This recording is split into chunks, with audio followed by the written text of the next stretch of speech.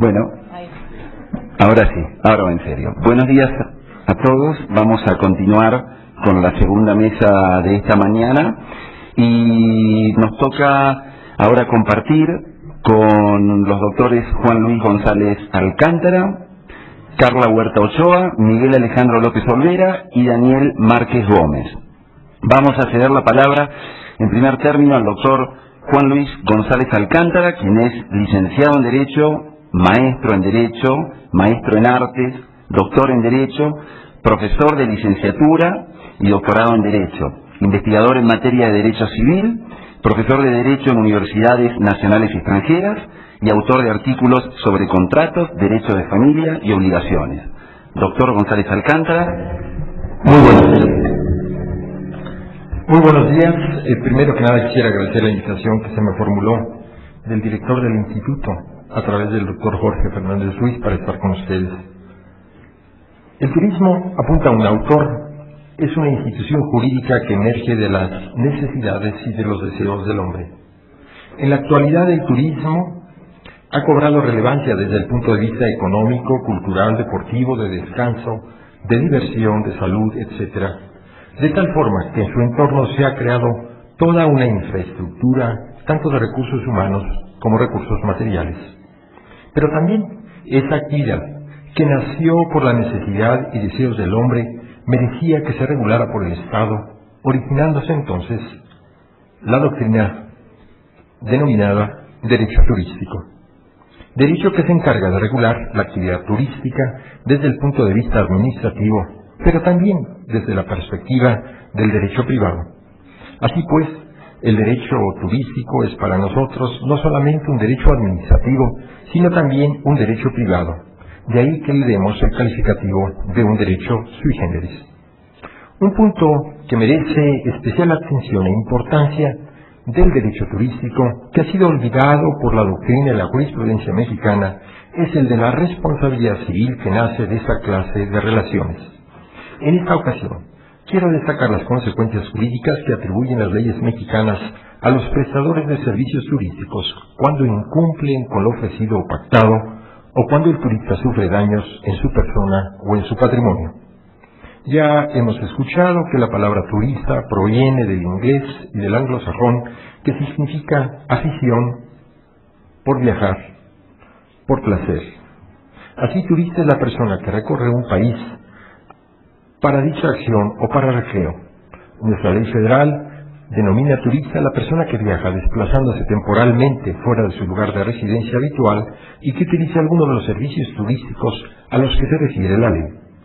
Así nosotros podemos considerar turista a la persona que se desplaza temporalmente, que lo haga fuera de su lugar de residencia habitual y que utilice alguno de los servicios turísticos, como serían hoteles, moteles, campamentos, agencias de viaje, guías de turista, etc., en los términos del artículo 4 de la ley.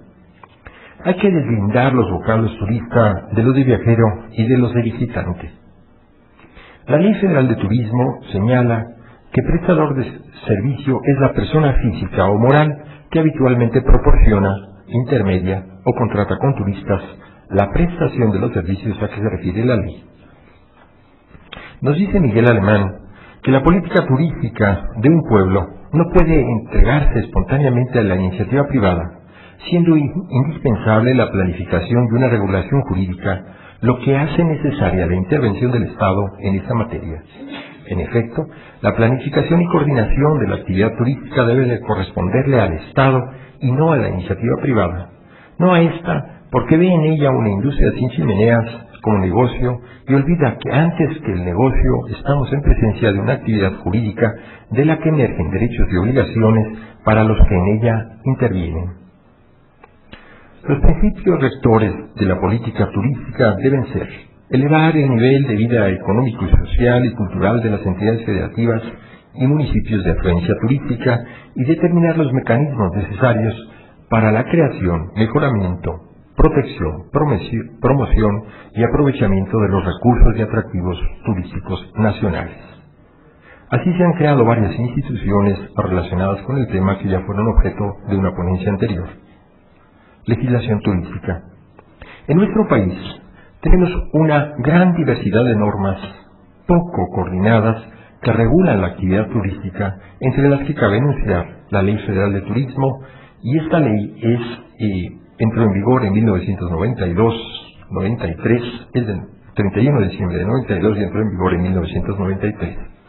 En el capítulo tercero, denominado Protección al Turista, del título quinto, se establece que en caso de que el prestador del servicio turístico incumpla con alguno de los servicios ofrecidos o pactados, o con la totalidad de los mismos, contrae la obligación de reembolsar, de bonificar o de compensar la suma correspondiente al servicio incumplido, o bien podría prestar otro servicio de la misma calidad o equivalente al que hubiera incumplido a elección del turista.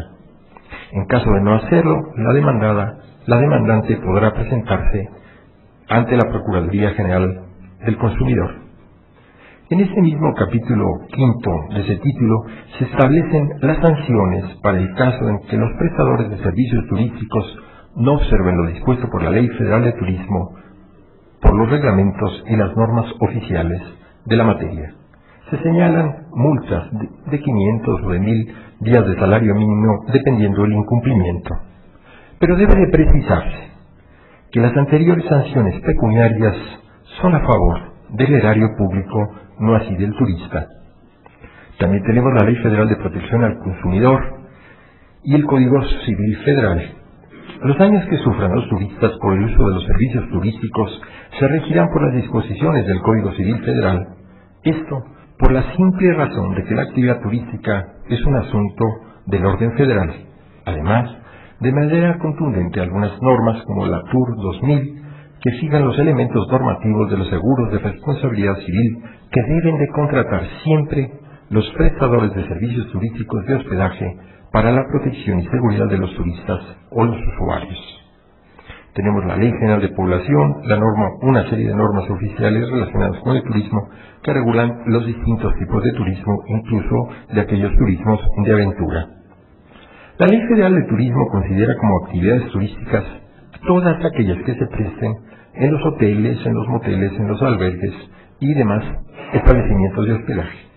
Todos aquellos que presten las agencias, subagencias y operadores de viaje, los guías de turistas, los restaurantes, cafeterías, bares y centros nocturnos y todas las empresas del sistema de intercambio de servicios turísticos.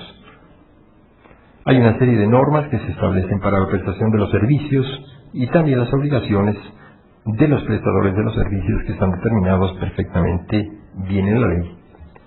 Las agencias de viajes están obligadas a auxiliar a los turistas, a coadyuvar con el turista para hacer sus reclamaciones ante el prestador final, la indemnización correspondiente en caso de incumplimientos. Deben de contratar seguros para cubrir la muerte o menoscabo de la salud de los turistas o el deterioro, pérdida o destrucción de los bienes que los turistas tienen.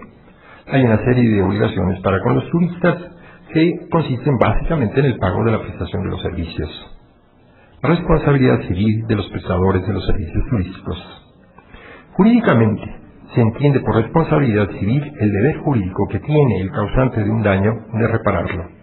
La Ley Federal de Turismo, el reglamento correspondiente y la Ley Federal de Protección al Consumidor no imponen a los prestadores de los servicios turísticos la obligación de reparar los daños y perjuicios en caso de que se cumpla con uno o varios de los servicios ofrecidos o pactados o con la totalidad de los mismos.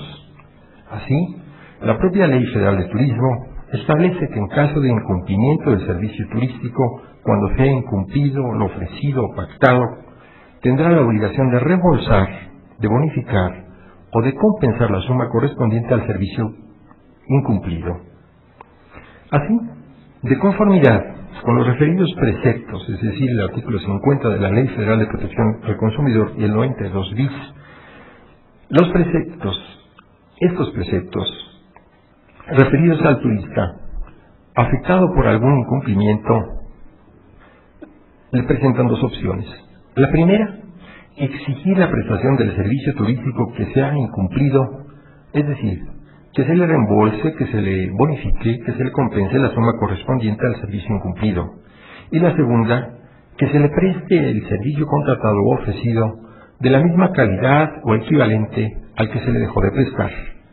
Pero las leyes, nuestras leyes, estas leyes relacionadas con el turismo, no establecen los daños y perjuicios, y no obstante lo anterior, no dudamos que también tienen derecho todos los turistas a la reparación de los daños y perjuicios, ya sean estos nacionales o extranjeros, pues es un principio general que toda aquella persona que incumple con la totalidad o la parcialidad de sus obligaciones debe de responder de los daños y perjuicios, principio que se recoge en el Código Civil Federal en su artículo 2104, que establece: el que se hubiera obligado a prestar un hecho y dejara de prestarlo o no lo prestare conforme a lo convenido, será responsable de los daños y perjuicios.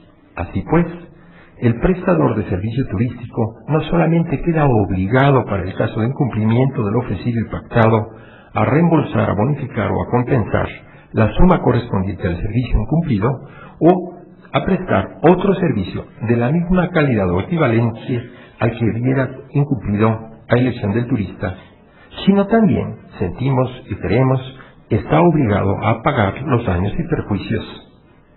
En otros derechos, como en el derecho español, los prestadores de los servicios, además de responder de los daños y perjuicios, tienen la obligación de pagar una suma de dinero por el tiempo que transcurra desde la declaración judicial de responsabilidad hasta su pago efectivo, pago que se determina conforme a la Ley General de Defensa de los Consumidores y Usuarios de España de julio de 1984.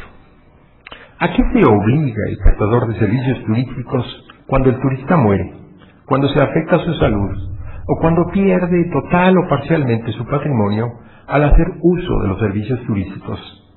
Si el turista muere por los actos del prestador de servicios, de sus empleados o de sus trabajadores, o por el uso de las instalaciones, aparatos, mecanismos o sustancias peligrosas, deberán de responder de los daños y perjuicios frente a sus causavientes. Consideramos que se trata de una responsabilidad solidaria en términos de lo que establece el artículo 1917 del Código Civil Federal, a pesar de que la norma oficial mexicana TUR 2007 obliga a los prestadores de los servicios turísticos a contratar un seguro. Una cuestión que reviste especial importancia en este tema son las agencias de viajes. Pues, por ejemplo, si una persona contrata un viaje turístico con una agencia minorista, que es la que se dedica a promover los servicios de las agencias mayoristas, y sufre el turista daños y perjuicios en su persona o en sus bienes, el problema que se plantea es si la agencia de viajes minorista, la agencia de viajes mayorista o incluso el prestador final del servicio son responsables solidariamente o no de los daños y perjuicios. La norma oficial mexicana TUR 2001 establece que si los servicios no son prestados en los términos pactados, la agencia es la responsable en los siguientes términos. Y debe auxiliar al turista, coadyuvar al usuario turista a reclamar al prestador final la indemnización correspondiente, y en caso de que el prestador final demuestre la responsabilidad de la agencia, ésta debe realizar los pagos al usuario turista que corresponden conforme a la ley. De lo anterior queda de manifiesto que no son responsables, conforme a nuestra legislación aparentemente, solidariamente, sino que viene el que viene y el que va a ser responsable directamente va a ser el causante del daño. Sin embargo, estimamos que en el presente caso, la referida norma oficial no debe de aplicarse, sino que deben de aplicarse las normas jerárquicamente superiores, como viene siendo el Código Civil Federal, que en su artículo 1917 nos aclara esta duda. Para despejar cualquier duda que pudiera surgir sobre esta cuestión, también sería conveniente reformar la Ley Federal de Protección al Consumidor a efecto de que se agregara un artículo en el que se dijera que si a la producción de daños y perjuicios concurrieren varias personas, éstas deberían de responder solidariamente ante los perjudicados. Responsabilidad civil del Estado frente al turista. El turismo es un asunto de confianza que exige seguridad y exige buen trato. Por eso la Ley Federal de Turismo señala como uno de sus fines el de orientar y auxiliar a los turistas nacionales y extranjeros. Así es que la seguridad de los turistas corresponde antes que a nadie al Estado, en el caso de nosotros al Estado mexicano. Por consecuencia, si un turista sufre daños en su salud o en sus bienes, debido a la falta de información o a la falta de vigilancia por parte del Estado, el Estado debe responder de los daños y perjuicios pues ha faltado a la obligación que le impone la propia Ley Federal de Turismo. Conclusiones. Es tiempo de pensar en la protección adecuada del turista, de todo consumidor, y no únicamente en establecer normas que creen privilegios a los profesionistas que prestan los bienes y los servicios a favor de aquellos que redactan los contratos de masa, los contratos de machote, y para quienes les imponen sus condiciones a los usuarios en sus contratos. La libertad contractual del profesional no es la única que merece protección jurídica, sino que al igual merecen tutela los consumidores, y que cada vez tiende a desaparecer, pues solo se manifiesta en la firma del contrato, pero no en el contenido. Un profesor emérito de Filosofía de Derecho de la Universidad de Nuremberg nos dice que el derecho debe ser un instrumento para organizar una justicia social y equilibrada. De acuerdo con ese pensamiento, consideramos que el derecho debe ser un instrumento de justicia, de protección de determinados grupos de la sociedad, que combata el abuso del poder económico y a toda actuación de los prestadores de bienes y servicios que sea contraria a la buena fe y a la equidad. De ahí que consideremos que debe de reformarse la Ley Federal de Protección al Consumidor a efecto de que no sea el consumidor o el usuario, comprendiéndose entre ellos a los turistas, quienes tengan la carga de la prueba sobre la culpa del causante del daño, para que quede claramente establecido que el prestador de los servicios turísticos, en caso de incumplimiento de sus obligaciones, también deba de responder de los daños y perjuicios. Y asimismo, que se considere que si en la producción de daños concurrieren varias personas, estas, todas ellas, deben de responder solidariamente ante los perjudicados. Muchas gracias.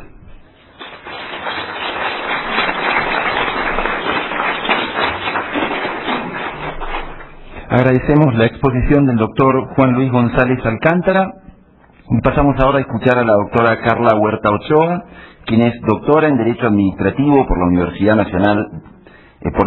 Autónoma de Madrid, es postdoctorado en Filosofía y Teoría del Derecho en la Universidad de Kiel, Alemania, es investigadora del Instituto de Investigaciones Jurídicas de la Universidad Nacional Autónoma de México, además es autora de numerosos artículos publicados en revistas y libros. Es autora de los libros Conflictos normativos y mecanismos constitucionales para el control del poder político. Doctora, tiene usted la palabra. Bueno, yo agradezco la insistencia del doctor Fernández Ruiz, pues me insistió mucho en participar hoy, aunque realmente yo me he dedicado toda la vida al turismo, pero al turismo práctico. Me encanta hacer turismo, me encanta andar de viaje, y yo creo que es algo de familia, porque esta mañana estaba mi sobrino ahí y me decía, ¿a dónde vas? A hablar de turismo. Ah, yo voy contigo. Le digo, ¿para qué? Dice, porque yo de grande quiero ser turista. Entonces creo que lo tenemos en las venas. Y no voy a regresar a las cuestiones de responsabilidad civil, sino que me voy a enfocar desde el punto de vista más bien constitucional, sobre el punto de vista del derecho. Porque a mí, como turista profesional, siempre me he preguntado hasta dónde llegan nuestros derechos y hasta dónde alcanzan nuestras obligaciones en relación con los bienes. Por eso pensé en hacer una relación entre el ecoturismo, es decir, la protección ambiental, y nuestros derechos como turistas para visitar, para viajar y para conocer bienes que son de patrimonio propio, es decir, patrimonio público propio, patrimonio público ajeno. El concepto de turismo creo que lo van a oír en distintos sentidos. Aquí se puede entender como actividad económica o de esparcimiento. Como derecho, creo que debe ser analizado en este segundo sentido como posibilidad de realizar distintas actividades, entre las cuales destacan las de viajar, visitar, disfrutar, descansar, conocer o aprender. Ser turista no es nada más desplazarse fuera de su ámbito, puede ser en su propia ciudad, y es conocer algo que uno no conocía, disfrutarlo desde otro punto de vista. Por lo tanto, el turismo no es una actividad laboral a la que las personas dediquen parte de su tiempo libre, sino más bien debe considerarse como parte del ejercicio del derecho al ocio. Desde el punto de vista jurídico, esta definición preliminar lo que nos complica mucho la comprensión del turismo, porque como derecho y los elementos que lo conforman, no estamos muy seguros qué es el derecho al ocio, qué es el derecho al tiempo libre. y son derechos que surgen con posterioridad y de manera complementaria o secundaria a los derechos laborales, por lo que su comprensión en principio es dependiente del derecho al trabajo, como derechos al descanso, a la recreación y al esparcimiento. Entendido el turismo como derecho a la actividad de viajar por placer, se puede decir que se encuentra previsto en la Declaración Universal de Derechos Humanos. En este mismo sentido, dice, toda persona tiene derecho al descanso, al disfrute del tiempo libre, a una limitación racional de la duración del trabajo y a vacaciones pagadas. No dice que tenemos derecho a hacer turismo en sentido estricto y no dice tampoco quién debe patrocinar esas vacaciones. La diferencia entre los derechos humanos y los derechos fundamentales sintéticamente es que los derechos fundamentales son mucho más restringidos, no son tan generales y se encuentran delimitados sobre todo por derechos de terceros y de interés general. No obstante, su formulación es general y abstracta y deben de ser considerados como una forma de deber ser. En nuestra Constitución en México, y por eso pido disculpas porque creo que esta mesa se va a dirigir toda a México, porque veo aquí una carga fuerte del instituto, no está previsto expresamente en la Constitución, pero se puede deducir a partir de la libertad profesional, la libertad de tránsito, la obligación del Estado a proteger el patrimonio cultural, el medio ambiente, de los derechos de los trabajadores, de las facultades de la autoridad para regular el deporte, el turismo y la protección al medio ambiente.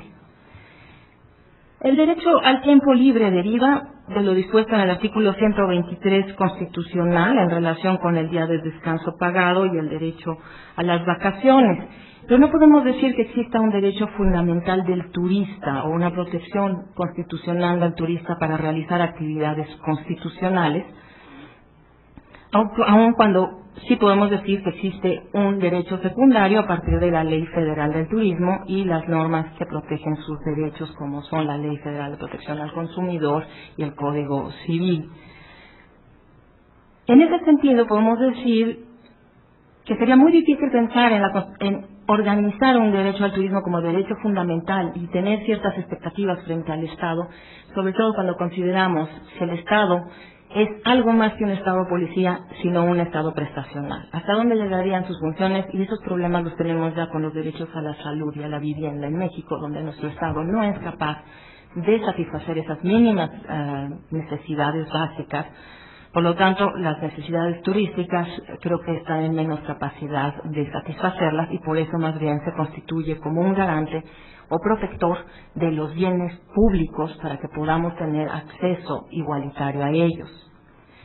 Hablar de ecoturismo ya implica reducir un poco el tipo de turismo y estamos hablando de un tipo muy especial que se refiere en específico a la protección del medio ambiente. El derecho al medio ambiente sano se encuentra en nuestro artículo 4 constitucional. Lo único que establece es que toda persona tiene derecho a un medio ambiente adecuado para su desarrollo y bienestar. Y es en esa parte de bienestar donde podríamos hablar del desarrollo de actividades de esparcimiento y de turismo. El derecho a la protección al ambiente también se integra por otros derechos como los derechos o la obligación del Estado a la planeación, los derechos a la propiedad privada, la creación de áreas naturales protegidas, y las facultades constitucionales del Congreso para regular en materia de turismo y protección del ambiente. El derecho a la propiedad no es un derecho absoluto sobre el bien, porque por lo que en el artículo 27 encontramos diversas limitaciones en cuanto a su uso, al tipo de modalidades y restricciones en cuanto a su aprovechamiento. Además de esto tenemos, a partir de la reforma del artículo 2 constitucional, limitaciones en relación con la forma en que las áreas naturales que pertenecen a los pueblos y grupos indígenas son manejadas y podemos tener acceso a ellos. No obstante, lo que nos damos cuenta a partir de todo esto es que el ecoturismo y estas formas especiales de propiedad que podemos encontrar en cuanto a las poblaciones indígenas, los bien tejidos, que a veces llegan a ser propiedades muy grandes sobre zonas muy bonitas, no están integralmente reguladas, por lo que existen muchos vacíos en cuanto al alcance de la posibilidad de ejercer derechos de visita o de conocer ciertas áreas de México. La relación entre turismo y ecología se da a partir de la necesidad de combinar una conciencia sobre el medio ambiente con la procuración de otras formas de realizar actividades turísticas que le permitan al individuo retomar el contacto con la naturaleza. Las personas que habitamos en ciudades nos hemos distanciado de la naturaleza por lo que el contacto con el ambiente natural, entendido como la presencia de una naturaleza virgen o de una naturaleza adaptada como puede ser la rural, se encuentra condicionado por ciertas obligaciones como son las de preservación del equilibrio ecológico en los atractivos naturales. Nos hemos acostumbrado a este concepto de ecoturismo, aunque surge tardíamente a partir de la conciencia ambiental de los 60 y 70, y sin embargo no es muy claro el alcance de este concepto, porque también hemos escuchado que se utiliza el de turismo ecológico, turismo alternativo como alternativa al turismo convencional, natural, turismo verde, turismo rural, agroturismo, bioturismo. Son distintos conceptos que creo que pueden ser distinguidos por sus objetivos, por los tipos de actividades que se realizan, así como pueden ser también diferenciados entre sí por el tipo de actividades que pueden hacerse, como son de simple observación, deportivas, de aventura, etcétera. En lo que podríamos estar de acuerdo es que refiere a un acercamiento a la naturaleza, a áreas naturales con características específicas, con el objeto de conocer y disfrutar del espacio en su estado natural.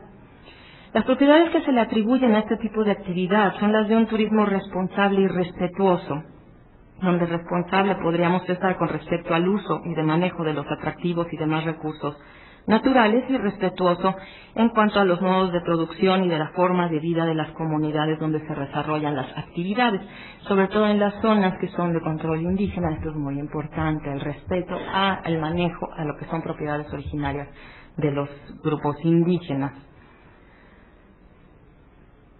Los fines de este tipo de turismo son la conservación del ambiente y el mejoramiento del nivel de vida de las comunidades que se visitan. Este es un concepto muy nuevo.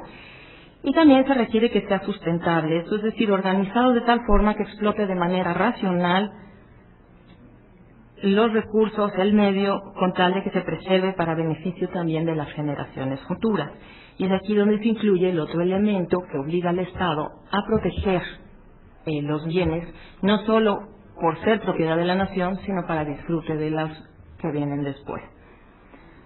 Por eso se ha dividido este tipo de turismo en dos tipos, en duro o hard y blando o soft, y se habla así de un turismo consciente y responsable que observa el respeto de las características de la zona y de su idiosincrasia de su población. Entonces, en pocas palabras podemos decir que incorpora una cierta conciencia ética, una sensibilidad por la naturaleza y la cultura del país o zona que se visita. El ecoturismo es viajar, visitar, disfrutar o conocer y apreciar la naturaleza, no solo como actividad recreativa, sino cultural y ecológica, en el sentido que ayuda a la preservación del medio ambiente cuando se desarrolla de manera sustentable. Tiene una doble función, no solo el disfrute del particular, sino también conservar el patrimonio natural y cultural, y esto se debe realizar de manera recreativa pero con un sentido ético, tratando de minimizar el impacto de las actividades turísticas. Y es ahí donde radica la dificultad de este tipo de turismo para el Estado, la autoridad o el responsable de un manejo de un área natural, para proteger esas áreas, permitiendo el disfrute simultáneamente, es decir, cumplir los objetivos y permitir el ejercicio de los derechos de los turistas, y respetando los derechos de los titulares de los bienes. El turista puede tener una actitud pasiva o activa, dependiendo del esfuerzo activo que realiza, y también dependiendo del nivel de confort puede dar a distintos tipos de turismo que se puede distinguir por el acercamiento, por el tipo de actividades, etcétera. En cuanto al destino, puede incluir en México distintos tipos de zonas, como son reservas de la biosfera, parques nacionales, áreas de protección de flora y fauna, monumentos naturales, reservas especiales de la biosfera. Y estas áreas naturales protegidas es parte del territorio nacional, en donde se tratan de proteger ambientes originales que no han sido significativamente alterados por el ser humano.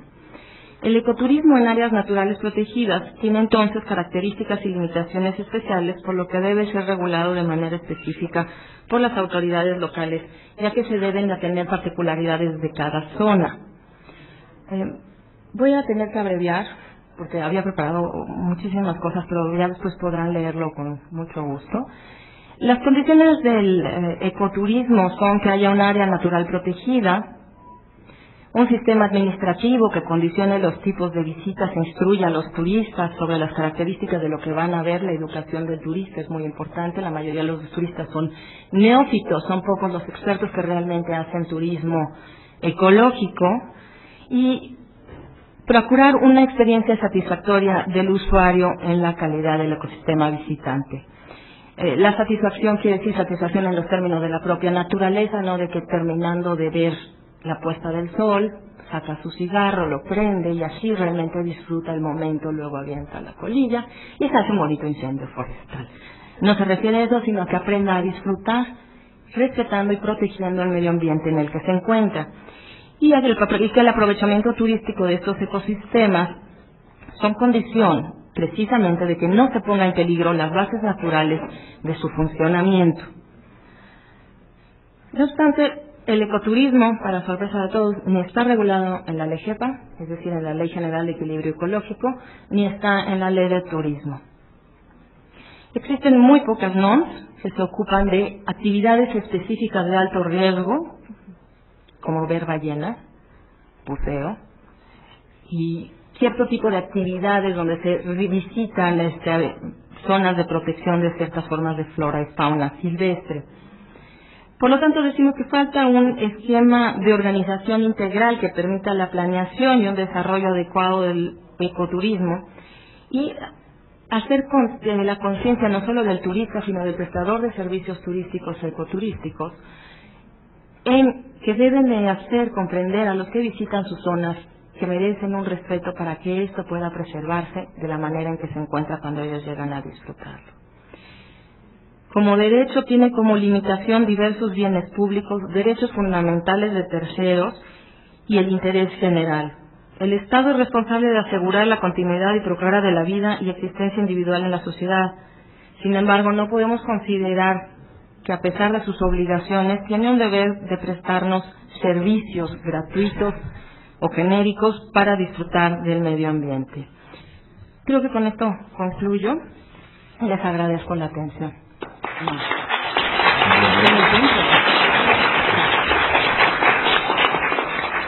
Agradecemos mucho las palabras de la doctora Huerta Ochoa y pasamos a presentar al doctor Miguel Alejandro López Olvera, quien es doctor en Derecho por la Facultad de Derecho de la Universidad de Buenos Aires, Argentina. Es investigador del Instituto de Investigaciones Jurídicas de la Universidad Nacional Autónoma de México. Es autor de más de 50 artículos sobre temas de derecho publicados en libros y revistas especializados. Es autor de los libros Técnica Legislativa, Tratado de la Facultad Reglamentaria y la Justicia Administrativa en Argentina. Es director ejecutivo de AIDA, Ópera Prima de Derecho Administrativo, revista de la Asociación Internacional de Derecho Administrativo. Es presidente del Foro Mundial de Jóvenes Administrativistas y es director del Instituto de Derecho Administrativo Agustín Gordillo de la Asociación Internacional de Derecho Administrativo. Doctor López Olvera, lo escuchamos. Gracias. Muchas gracias, Isaac, por tu presentación. Muchas gracias también a mi querido maestro, el profesor doctor Jorge Fernández Ruiz, por su amable invitación a participar en este importante evento. Yo voy a hablar sobre la delimitación de competencias en materia turística en el sistema jurídico mexicano. Sin duda, uno de los temas más importantes en el estudio del derecho constitucional y administrativo es el relativo a la delimitación de las competencias de los poderes, órganos y dependencias del Estado. Es un tema de la mayor trascendencia para nuestro país, pues como explica Manuel González Oropesa, la distribución de competencias actual no satisface las necesidades de la democracia en México. La distribución de competencias en el Estado federal mexicano es el aspecto más fundamental de nuestra Constitución, pues implica no solo la forma de gobierno republicana, sino que constituye el ejercicio de la soberanía como facultad para legislar en las materias asignadas constitucionalmente a cada ámbito de gobierno. Asimismo, ha sostenido el Pleno de la Suprema Corte de Justicia de la Nación que el turismo es una actividad cuya promoción conviene al desarrollo nacional, pues por ser de sustancial importancia económica, dado que es notable como fuente de divisas y como creadora de empleos. Con el presente trabajo, delimitaremos las competencias de cada uno de los niveles de gobierno y de las dependencias en materia de turismo. Así, tenemos que el origen de la competencia de los poderes, órganos y dependencias del Estado puede ser tanto constitucional, legal o reglamentario. Según el primer tribunal colegiado en materia administrativa del primer circuito, de la misma Constitución viene la competencia que se otorga a los diversos poderes y dentro de ellos a los distintos órganos que los integran. En este sentido, la Constitución mexicana de 1917 establece en el artículo 40 la forma republicana, representativa, democrática y federal para su gobierno, compuesta de estados libres y soberanos, lo cual exige que al examinarse el alcance y límites de las atribuciones de los poderes establecidos por la Constitución, se interpreten en armonía con todo el ordenamiento constitucional, de modo tal que ninguno de aquellos resulte anulado por los otros. También se establece en el artículo 49 de la Constitución que el supremo poder de la Federación se divide para su ejercicio en legislativo, ejecutivo y judicial. De lo anterior, afirman Ramírez Gutiérrez y Villarreal Corrales, surge el principio de la división de competencias, mediante el cual se distribuyen las facultades a cada autoridad, delimitando su campo de actuación.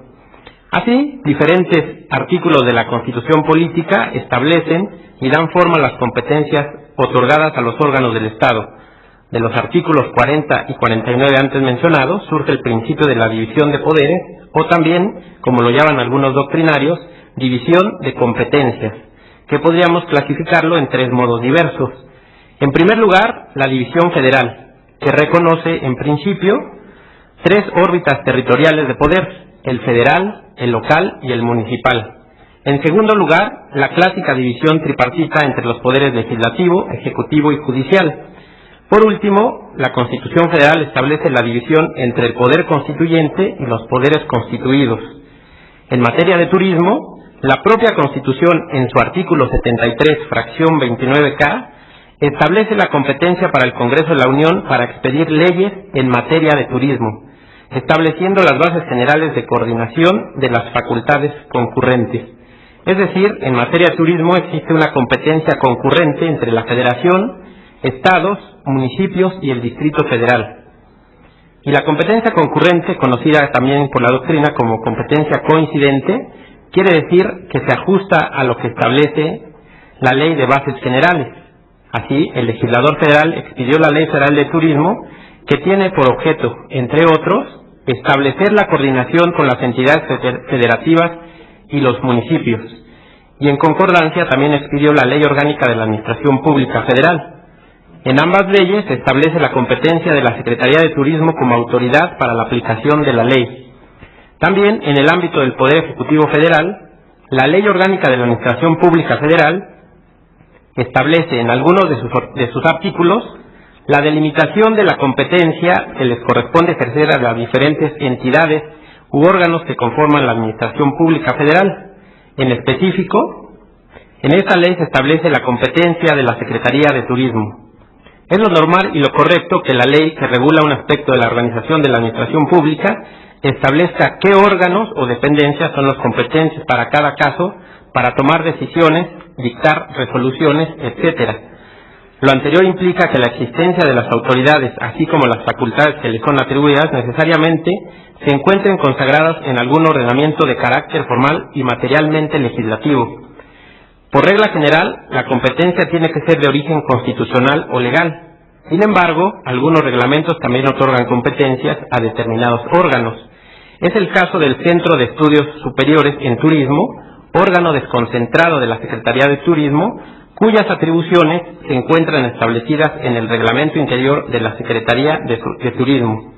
En este sentido, el artículo 18 de la Ley Orgánica de la Administración Pública Federal dispone que en el reglamento interior de cada una de las Secretarías de Estado, que será expedido por el Presidente de la República, se determinarán las atribuciones de sus unidades administrativas, así como la forma en que los titulares podrán ser suplidos en sus ausencias. y así lo ha establecido el tercer tribunal colegiado en materia administrativa al decir que la competencia de la autoridad como cúmulo de facultades para actuar o emitir el acto correspondiente solo surge de una disposición legal o reglamentaria y no de acto distinto. Además, ha dicho este tribunal que la competencia debe emanar de una ley o de un reglamento expedido por el Ejecutivo Federal y no, por ejemplo, de un acuerdo que no puede ser fuente de creación de autoridades y de atribuciones. Aunque en muchas ocasiones hemos visto que la creación de competencias viene dada por una norma de menor jerarquía, como puede ser un decreto o un acuerdo del Ejecutivo Federal. Consideramos que no se pueden crear competencias por parte del Ejecutivo por medio de un decreto o de un acuerdo, pues resulta contrario al artículo 126 constitucional, pues este precepto prohíbe hacer pago alguno con cargo al erario federal que no esté comprendido en el presupuesto o contemplado en ley posterior, por lo que en rigor solo mediante ley puede crearse un órgano o por lo tanto asignarle competencia. Tampoco se pueden otorgar competencias a un órgano por medio de un manual de organización, pues han dicho los tribunales del Poder Judicial que el papel de los manuales es solo contar con información actualizada de tipo meramente administrativo, pues ni la Ley Orgánica de la Administración Pública, que prevé su existencia, ni ninguna otra ley o dispositivo reglamentario le dan carácter normativo alguno. Por lo que respecta a las entidades federativas, en principio, podemos decir que en ninguna de las constituciones de los estados se menciona en su texto al turismo. Sin embargo, las legislaturas de los estados han expedido leyes de turismo, pues ha dicho el Pleno de la Suprema Corte de Justicia de la Nación que en ningún precepto de la Constitución Política de los Estados Unidos Mexicanos se establece que la materia de turismo esté reservada a las autoridades federales y por ende, siendo facultades concurrentes, las leyes que en esta materia expidan los congresos locales no invaden la esfera competencial de la Federación. Asimismo, tanto el artículo 122, base primera, fracción quinta, de la Constitución Federal como el artículo 42, fracción 15, inciso K del Estatuto de Gobierno para el Distrito Federal, se establece que es facultad de la Asamblea Legislativa regular la prestación y la concesión de los servicios públicos, legislar sobre los servicios de transporte urbano, de limpia, turismo, etcétera. Pero la legislación expedida por los congresos de las entidades federativas y por la Asamblea Legislativa del Distrito Federal copia muchos de los aspectos contenidos en la Ley Federal de Turismo. En ese sentido, las facultades llamadas concurrentes son en las que tanto la Federación como las entidades federativas tienen capacidad para legislar en ciertas materias. Sin embargo, esa capacidad puede ser amplia o restrictiva. Es amplia cuando se faculta tanto a la Federación como a los estados para legislar sobre ciertas materias. Es restrictiva cuando se faculta también a ambas, pero se concede a una de ellas la atribución de fijar las bases y los criterios de la división de esta facultad, como es el caso del turismo. Consideramos que sería mejor expedir una nueva ley donde se establezcan las bases generales de esta materia. Debemos tomar en cuenta que el turismo en nuestro país es la tercera actividad económica más importante, al representar casi el 8% del Producto Interno Bruto, solo superada por el petróleo y las manufacturas, por lo que es indispensable impulsarla mediante la creación de esta nueva Ley General de Turismo. Por ello, consideramos que el legislador federal y el local deben revisar tanto la ley federal como las diferentes leyes estatales a fin de evitar duplicidad en los preceptos de las leyes y que realmente la ley general establezca las bases del turismo en México. Por ejemplo, respecto del Registro Nacional de Turismo, consideramos que el registro de prestadores de servicios turísticos sea obligatorio, operado de manera descentralizada por los estados en una base de datos nacional y coordinada a nivel central, pues actualmente existe un Registro Nacional de Turismo y registros estatales de turismo, cuya incorporación es voluntaria para los prestadores de servicios turísticos. Es importante destacar también que los consejos consultivos estatales hasta la fecha prácticamente no han operado, por lo que consideramos deben ser eliminados o bien que se sustituyan por un órgano operativo y que sea en el reglamento de la ley donde se detalle su mecánica operativa. Es indispensable que estos órganos de participación ciudadana cumplan con su finalidad de ser los medios por los cuales la población, los empresarios y el gobierno puedan expresar sus ideas, manifestar sus problemas y proponer soluciones en materia de turismo. También debemos destacar que de la legislación secundaria, es decir, de la Ley Federal de Turismo, se desprenden más competencias para la Secretaría de Turismo. Por ejemplo, el legislador le atribuyó la competencia a esta Secretaría, en su artículo 34, para expedir normas oficiales mexicanas relacionadas con la prestación de los servicios turísticos.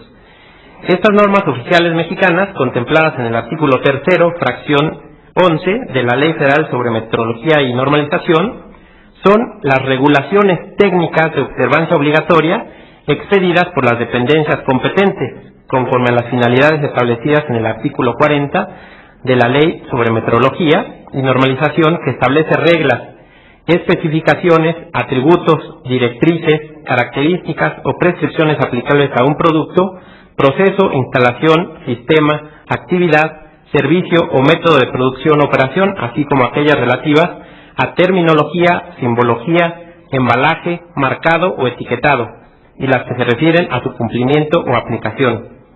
En la práctica, esta clase de normas constituyen auténticas disposiciones de carácter reglamentario que en algunos casos representan afectación a los particulares, sobre todo cuando son utilizadas por la autoridad administrativa para fundamentar un determinado acto administrativo.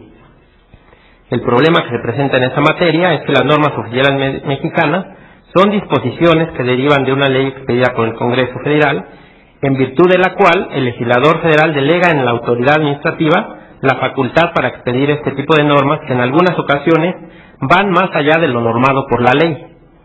Por lo tanto, se debe establecer de manera conjunta con los estados la coordinación, la asistencia técnica y la asesoría, así como la aplicación de sanciones solo derivadas de verificaciones a cargo de la instancia federal por incumplimiento a estas normas. También se debe delimitar en el ordenamiento local las sanciones sobre verificaciones practicadas por la autoridad local. También surge tanto de la Constitución Federal y de la Ley Federal de Turismo como de las constituciones locales y de las leyes de turismo locales la competencia para que el Poder Ejecutivo, tanto federal como los locales, expidan reglamentos que pormenoricen y detallen las diferentes leyes de la materia. La facultad reglamentaria, como sabemos, surge de la fracción primera, artículo 89 de la Constitución, para expedir reglamentos de los llamados de ejecución, ya que dicha facultad reglamentaria únicamente lo es para complementar las leyes en las cuales se desarrolla la actividad de la administración pública. Así, tanto el Poder Ejecutivo Federal como los ejecutivos locales expiden normas que reglamentan las leyes, tanto federales como locales, en materia de turismo. Por todo lo anterior, consideramos que se requiere revisar la Ley Federal de Turismo, en la cual se reconozcan las distintas competencias en cada nivel de gobierno, federal, estatal y municipal. Para esto, debe precisarse si tales competencias serán solo en los ámbitos de planeación, promoción, publicidad, fomento y desarrollo turísticos, o si también comprenderán el registro, regulación, control, verificación y la sanción a los prestadores de servicios turísticos, es decir, el ejercicio de actos de autoridad y de poder público. También se debe mejorar el presupuesto y los apoyos federales para que las entidades federativas mejoren en ese sector. Es necesario adecuar las leyes y reglamentos de sectores afines y complementarios, como el de las comunicaciones, el transporte, de ordenamiento territorial, la preservación del medio ambiente, desarrollo rural sustentable y los servicios financieros, entre otros ordenamientos. También es necesaria la adecuación de las leyes estatales secundarias, así como los reglamentos municipales que directa o indirectamente inciden en el desarrollo de la actividad turística. Por último, quiero felicitar al doctor Jorge Fernández Ruiz por la organización de este importante evento, que estoy seguro será el detonante en México de una nueva línea de investigación dentro del derecho administrativo. Por su atención, muchas gracias.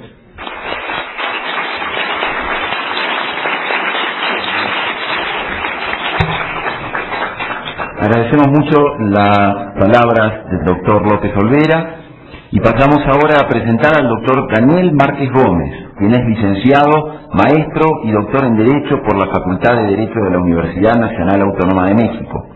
Es autor de los siguientes libros: Los procedimientos administrativos materialmente jurisdiccionales como medios de control en la administración pública, función jurídica de control de la administración pública, y ha sido conferencista en diversos eventos académicos como cursos, seminarios y congresos. Ha ocupado diversos cargos en la Administración Pública Federal. Es miembro fundador de la Asociación Iberoamericana de Derecho Administrativo y es miembro del Instituto Nacional de la Administración Pública. Es, asimismo, investigador nacional de CONACYT. Actualmente se desempeña como investigador de este instituto. Doctor Márquez Gómez, lo escuchamos.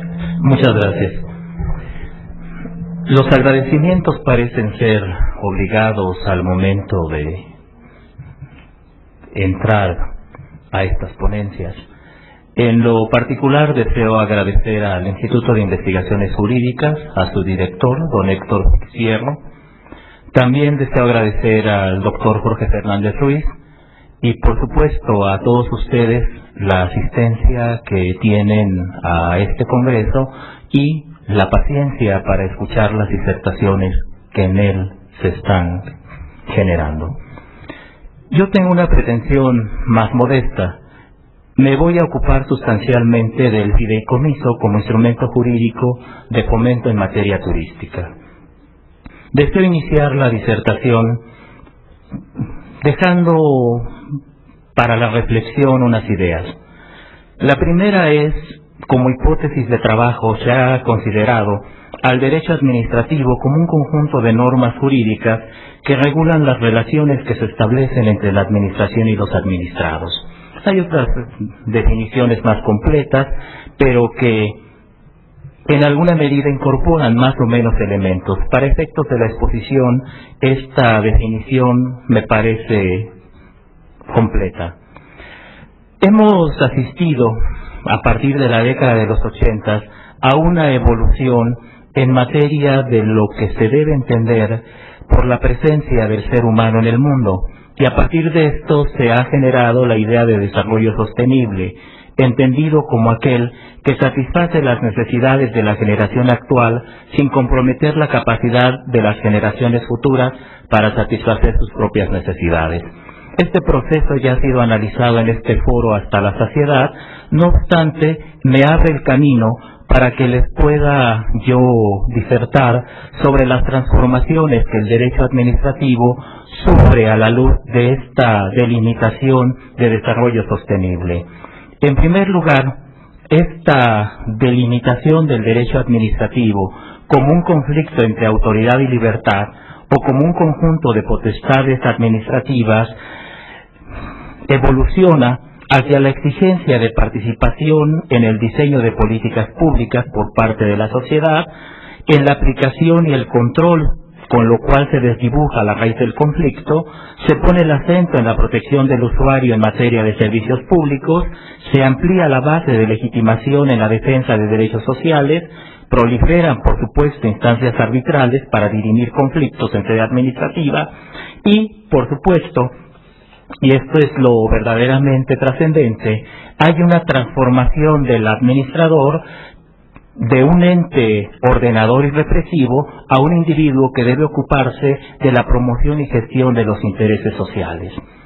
¿Por qué me interesa esta delimitación?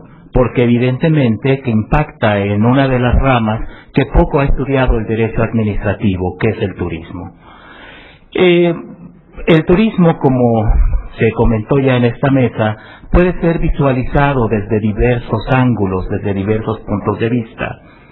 Sustancialmente diré que una de las definiciones que me agrada es que el turismo comprende las actividades de personas que viajan y permanecen en lugares fuera de su medio normal durante más de un año consecutivo por motivos de ocio, negocio u otros propósitos.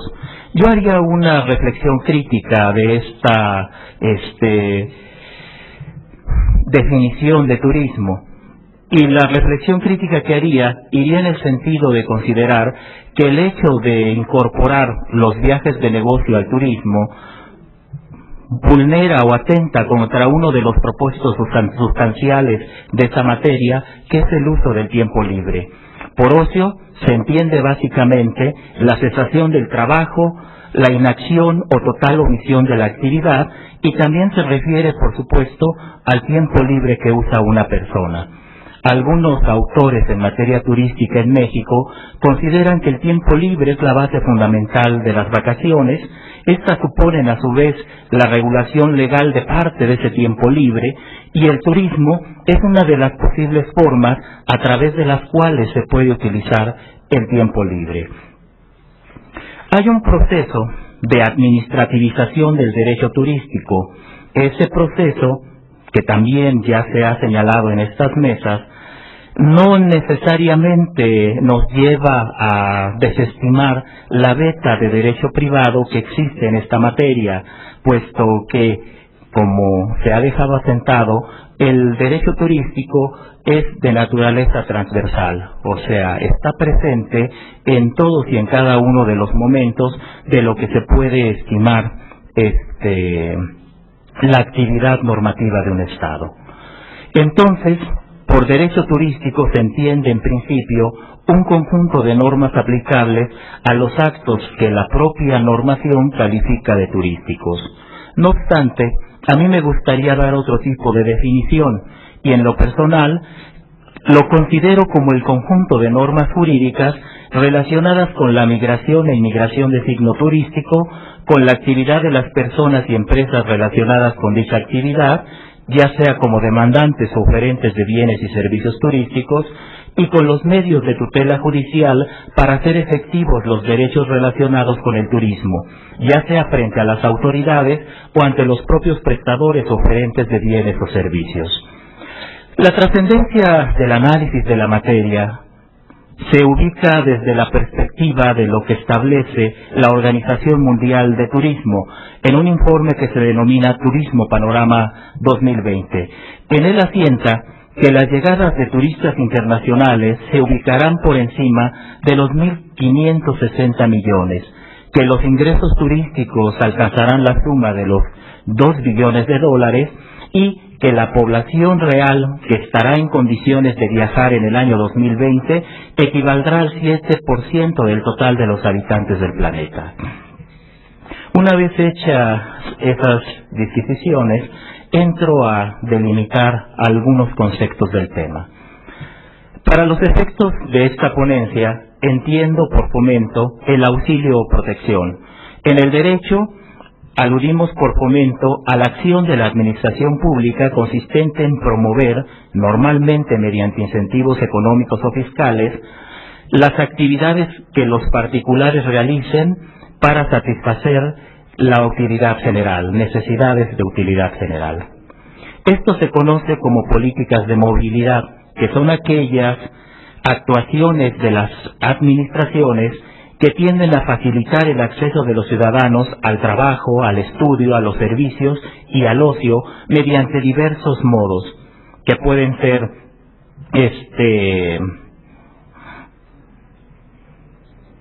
de carácter público o privado. También se vincula sustancialmente con la equidad, un acceso universal a determinadas prestaciones sin discriminaciones, la reducción de la congestión y el respeto al medio ambiente, generalizan políticas que se denominan también de movilidad sostenible, que intentan conjugar, en la medida de lo posible, el máximo de libertad de acceso con la estabilización o reducción del consumo de aquellos productos o procesos que puedan generar impactos fuertes en el ambiente. El contexto del fomento o de las políticas de movilidad nos lleva al gasto público. El gasto público, en realidad, que se puede analizar a través del presupuesto, implica básicamente una actividad económica a través de los cuales los particulares obtienen de parte del Estado una serie de elementos como son recursos económicos y elementos que les permiten a su vez incidir en la dotación de infraestructura, en la producción de bienes y servicios, en la construcción de obras públicas y por supuesto también impacta en este contexto el financiamiento y las exenciones o subsidios que el Estado les otorga para estimular sus actividades. Aquí ya entro ahora al fideicomiso. El fideicomiso encuentra su origen en el truco angloamericano Hay unas definiciones bastante claras. Algunos estiman en la doctrina, por ejemplo, en el diccionario, en la doctrina encontramos definiciones del fideicomiso como negocio jurídico, como negocio fiduciario, como operación mercantil, como contrato jurídico, y el diccionario de la Real Academia nos habla del fideicomiso como una disposición por la cual el testador deja su hacienda o parte de ella encomendada a la buena fe de alguien para que, en caso y tiempo determinados, la transmita a otra persona o la invierta del modo que se le señale. No obstante, a mí me interesa destacar en esta exposición una idea de José Francisco Ruiz Massieu que se inspira a su vez en Alan Brewer Carías, la idea del fideicomiso como empresa pública. En este contexto se afirma que la empresa pública es la organización autónoma de los factores de producción dirigidos a producir o distribuir bienes o servicios en el mercado con personalidad jurídica o que se manifiesta a través de una fiduciaria, una organización en la que el Estado o algún ente estatal ha hecho un aporte patrimonial que deberá pasar a formar parte del capital social o patrimonial fiduciario. Resumiendo, se trata de una entidad económica personificada en la que el Estado ha contribuido con capital por razones de interés público, social o general. Esto es importante que lo comprendamos.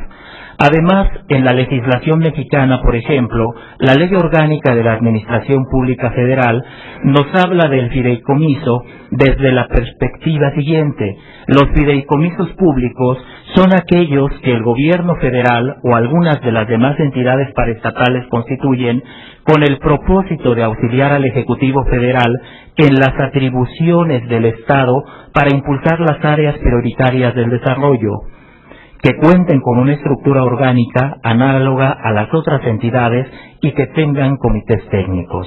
La propia ley delimita que en esos fideicomisos la Secretaría de Hacienda y Crédito Público será el fideicomitente único. El hecho de que se requiera una forma de exteriorización del fideicomiso abona evidentemente a la posibilidad de encuadrarlo dentro del contexto de la empresa pública.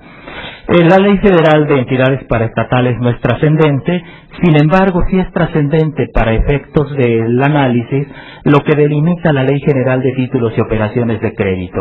Ahí se establece que en virtud del fideicomiso, el fideicomitente transmite a una institución fiduciaria la propiedad o la titularidad de uno o más bienes o derechos, según sea el caso, para destinarlos a fines lícitos y determinados, encomendando la realización de dichos fines a la propia institución fiduciaria. Aquí vemos sustancialmente el contexto básico de los fideicomisos públicos. Algo que me interesa destacar es que la ley prohíbe los llamados fideicomisos secretos. Esto es trascendente porque en México se ha ido enarbolando durante mucho tiempo la existencia del llamado secreto fiduciario para negar información vinculada con las operaciones financieras de estos instrumentos. Entonces, en el artículo 26 de la Ley Federal de Turismo se crea un fideicomiso denominado Fondo Nacional de Fomento al Turismo que participará en la programación, fomento y desarrollo del turismo de acuerdo con lo dispuesto por la propia Ley Federal de Turismo, la Ley de Planeación, las normas, prioridades y políticas que determine el Ejecutivo Federal a través de la propia Secretaría de Turismo. Dentro de las funciones del fideicomiso me interesan destacar solo algunas, las que son trascendentes para la crítica que haré más adelante. Ejecutar obras de infraestructura y urbanización, realizar edificaciones e instalaciones en centros de desarrollo turístico que permitan una oferta masiva de servicios turísticos, adquirir, fraccionar, vender, arrendar, administrar y en general realizar cualquier tipo de enajenación de bienes muebles e inmuebles que contribuyan al fomento del turismo, participar con los sectores público, social y privado en la constitución, fomento, desarrollo y operación de fideicomisos o empresas dedicadas a la actividad turística y gestionar y obtener todo tipo de financiamiento que requiera para el logro de su objeto. En el comité técnico de este fideicomiso participan la Secretaría de Turismo, la Secretaría de Hacienda y Crédito Público, la Secretaría de Desarrollo Social, el Banco de México, y el comité técnico lo preside el titular de la Secretaría de Turismo. La trascendencia de este fideicomiso es que ha participado en desarrollos ni más ni menos que en Cancún, en Iztapa, Los Cabos, Loreto, Huatulco, Nayarit, Mar de Cortés, Barrancas del Cobre, Riviera Maya, Costa Maya y Palenque. Para el desarrollo de sus actividades recibió un presupuesto ni más ni menos que de 1,935,565,499 pesos, de los cuales una cantidad considerable, 1,747,336,702 pesos, se destinan al programa general Desarrollar y Mantener Infraestructura para el fomento y promoción de la inversión en el sector turístico.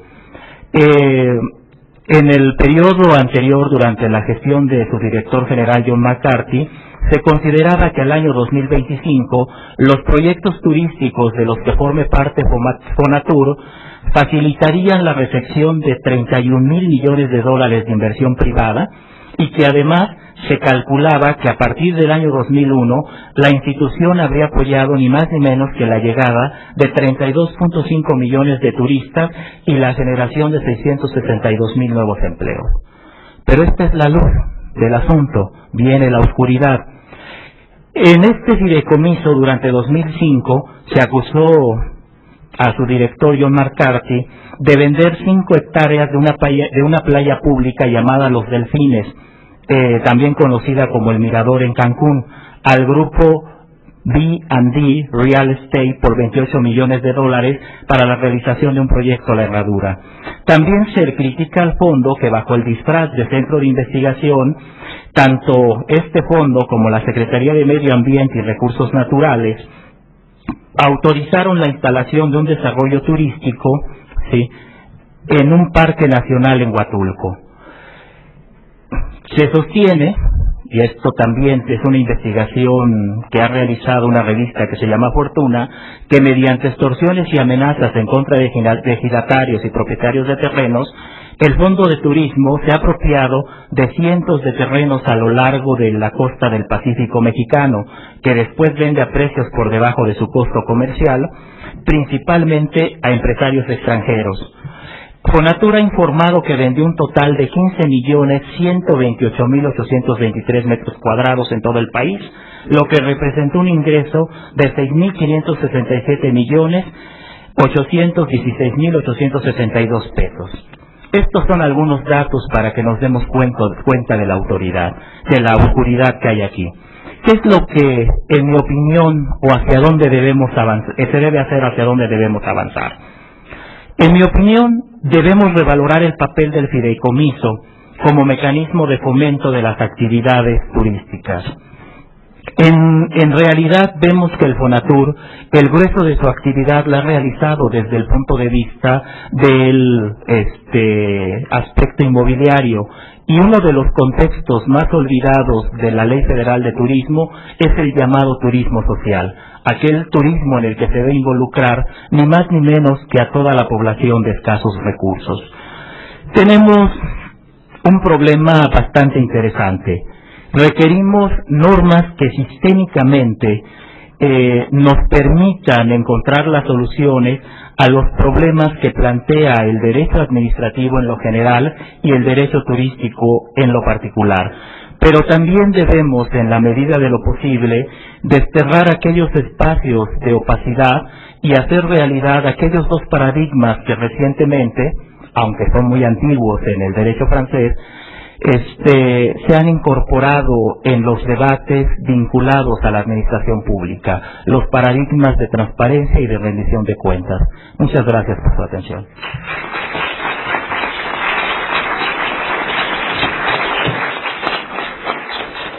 Le agradecemos mucho al doctor Daniel Márquez Gómez, y pues bien, llegado al momento de las conclusiones, prometo a todos ser breve. En primer lugar, tuvo la palabra el doctor González Alcántara, quien caracterizó la actividad turística como una actividad regulada tanto por el derecho público y por el derecho privado, resultando por ello una derechos sui generis. Destacó la importancia de reparar en el régimen de la responsabilidad civil de los operadores turísticos, sea por cumplimientos o por daños, y por ello resaltó la importancia del planeamiento estatal de la actividad turística. Luego presentó la problemática de las agencias de viaje en torno a la reparación de daños causados por la actividad turística, concluyendo en la necesidad de pensar la protección integral del turista como un consumidor. Ingresando a la presentación de la doctora Carla Huerta Ochoa, su presentación constituyó una verdadera invitación a pensar la problemática constitucional del ecoturismo y el alcance de los derechos públicos constitucionales a su disfrute, destacando que este derecho se encuentra ya previsto en el nivel supranacional por intermedio de la Declaración Universal de los Derechos Humanos, si bien resaltó que no existe una protección constitucional del turismo, ya que sería muy difícil organizar el sistema de los derechos fundamentales del turismo, habida cuenta de que el Estado, en términos de la doctora, el Estado es un garante y protector de los bienes públicos turísticos, pero no es un prestador. Caracterizando luego a la actividad del ecoturismo, refiere que ésta constituye un acercamiento positivo a la naturaleza, propicia un turismo responsable y respetuoso y posee una finalidad sustentable que incorpora una conciencia ética del país, propendiendo con una finalidad también de conservar el patrimonio cultural con sentido ético. Llegado a la presentación del doctor López Olvera, destacamos dos conclusiones centrales. El actual marco jurídico del turismo no responde en la época contemporánea, pues la ley marco limita a muchas de las actividades de los estados y municipios. Por tanto, propició el doctor López Olvera que se debe revisar el marco competencial en materia de turismo para delimitar con más precisión las competencias que les corresponden a los tres niveles de gobierno: la federación, los estados y los municipios. Finalmente, el doctor Márquez Gómez abordó la problemática del fideicomiso como instrumento jurídico de fomento de la actividad turística. Presentó las transformaciones del derecho administrativo por influjo del desarrollo sostenible, determinadas estas en el acento en la protección de los derechos del usuario y la tutela de los derechos sociales, la transformación del administrador en un individuo que debe ocuparse de las problemáticas sociales, tales como las problemáticas enmarcadas en la materia del turismo, para luego destacar la existencia de un proceso de publicización del derecho turístico, si bien reconociendo aquí su naturaleza transversal con el derecho privado, nivel de su argumentación en el cual coincide con las consideraciones presentadas al inicio por el doctor González Alcántara. Y finalmente caracterizó la sustancia jurídica del fomento como una política de movilidad sostenible con equidad y su consecuente utilidad para servir a la administración turística. No me queda más que agradecer a todos los integrantes del Presidium y agradecer especialmente a todos ustedes por acompañarnos esta mañana. Muchísimas gracias.